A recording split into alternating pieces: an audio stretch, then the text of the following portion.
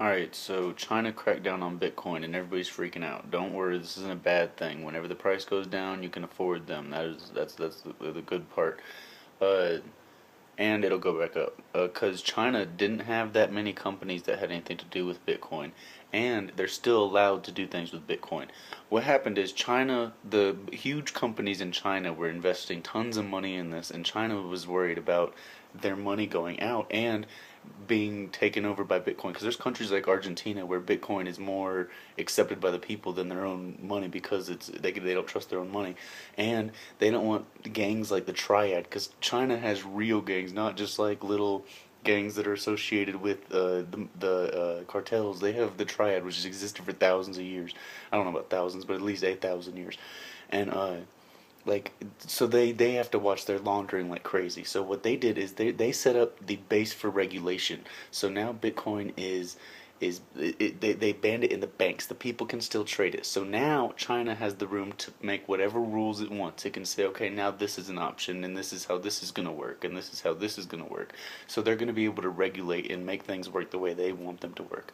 It's going to make things a lot better for uh, Bitcoin in general, because it's going to get some structure. Because right now people think that it has structure, but it like people think that it advertises itself, but it doesn't. Things like this advertise it. Things like the China shutdown. That's when people hear about it. So now more people hear about it, and they're gonna come to it. This is how Bitcoin grows. This is how it works.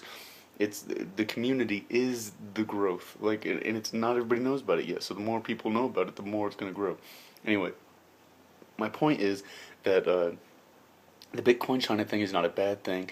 It is just a step towards a good thing, and it looks like a bad thing at first. It's just like in America whenever Mt. Gox and all them started getting looked at because they were trading a currency. So the government came in and they said, okay, we're suing you, we're taking your shit, we're going to shut this down for a minute, and then they looked into that. Also, I forget what company it was that Dwala, the one that was working with Mount Gox, and so I mean, it happens. The government just wants to see what's going on and wants to like pry into it because that's what the government does.